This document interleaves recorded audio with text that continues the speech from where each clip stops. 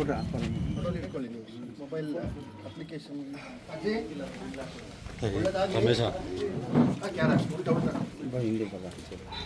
ಚಿಕ್ಕಬಳ್ಳಾಪುರ ತಾಲೂಕಿನ ಅಡವಿ ಗೊಲ್ಲವರಹಳ್ಳಿ ಗ್ರಾಮದಲ್ಲಿ ಹಿರಿಯ ನಾಗರಿಕರಿಗೆ ಗಣತಿ ನಮೂನೆಗಳನ್ನು ವಿತರಿಸುವ ಮೂಲಕ ಜಿಲ್ಲೆಯಲ್ಲಿ ಮತದಾರರ ಪಟ್ಟಿ ವಿಶೇಷ ಸಮಗ್ರ ಪರಿಷ್ಕರಣೆ ಎಸ್ಐಆರ್ ಕಾರ್ಯಕ್ರಮಕ್ಕೆ ಡಿಸಿ ಮತ್ತು ಸಿಇಒ ಚಾಲನೆ ನೀಡಿದ್ರು.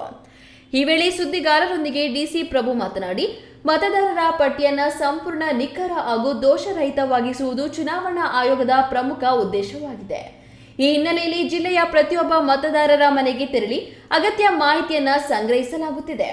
ಸಾರ್ವಜನಿಕರು ಈ ಕಾರ್ಯಕ್ಕೆ ಸಂಪೂರ್ಣ ಸಹಕಾರ ನೀಡಿ ಬಿಎಲ್ಒಗಳು ಭೇಟಿ ನೀಡಿದಾಗ ಅಗತ್ಯ ದಾಖಲೆಗಳು ಹಾಗೂ ಮಾಹಿತಿಯನ್ನು ಒದಗಿಸಬೇಕು ಎಂದು ಮನವಿ ಮಾಡಿದ್ರು. ಈ ಅಭಿಯಾನದ ಅಂಗವಾಗಿ ಜಿಲ್ಲೆಯಾದ್ಯಂತ ಮತಗಟ್ಟೆ ಮಟ್ಟದ ಅಧಿಕಾರಿಗಳು ಮನೆ ಮನೆಗೆ ಭೇಟಿ ನೀಡಿ ಹಾಲಿ ಮತದಾರರಿಗೆ ಗಣತಿ ನಮೂನೆಗಳನ್ನು ವಿತರಿಸುವ ಕಾರ್ಯವನ್ನ ಇಂದಿನಿಂದ ಆರಂಭಿಸಿದ್ದು, ಹೊಸ ಮತದಾರರ ನೋಂದಣಿ ಹಾಗೂ ಮತದಾರರ ವಿವರಗಳ ಪರಿಷ್ಕರಣೆಗೂ ಅವಕಾಶ ಕಲ್ಪಿಸಲಾಗಿದೆ ಎಂದು ಮಾಹಿತಿ ನೀಡಿದರು.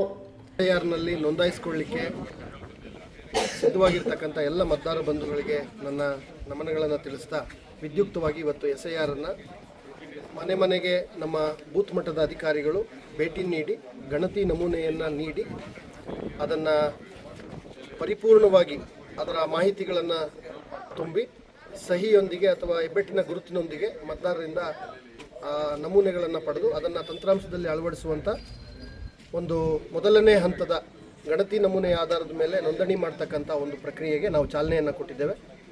ಅಡವಿ ಗೊಲ್ಲವರಹಳ್ಳಿಯ 85 ವರ್ಷ ಮೇಲ್ಪಟ್ಟ ಹಿರಿಯ ನಾಗರಿಕರಾದ ವೆಂಕಟಮ್ಮ, ಚಿನ್ನಮ್ಮ, ವೆಂಕಟಪ್ಪ, ಮೇಲೂರಪ್ಪ ಹಾಗೂ ಮುನಿನಂಜಪ್ಪ ಅವರಿಗೆ ಜಿಲ್ಲಾಧಿಕಾರಿಗಳು ಸ್ವತಃ ಬಿಎಲ್ಒಗಳ ಮೂಲಕ ಗಣತಿ ನಮೂನೆಗಳನ್ನು ವಿತರಿಸಿದ್ರು.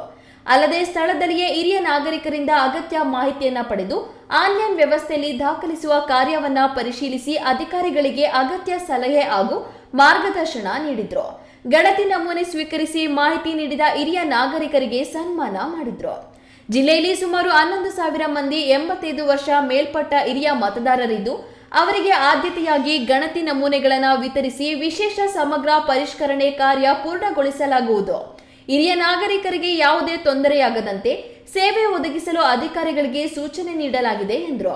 ಮತದಾರರ ಪಟ್ಟಿಯ ವಿಶೇಷ ಸಮಗ್ರ ಪರಿಷ್ಕರಣೆಯೊಂದಿಗೆ ಹೊಸದಾಗಿ 18 ವರ್ಷ ಪೂರ್ಣಗೊಂಡ ಅರ್ಹ ನಾಗರಿಕರು ಸಹ ಮತದಾರರ ಪಟ್ಟಿಯಲ್ಲಿ ಹೆಸರು ನೋಂದಾಯಿಸಿಕೊಳ್ಳಲು ಅವಕಾಶವಿದೆ ಎಂದರು.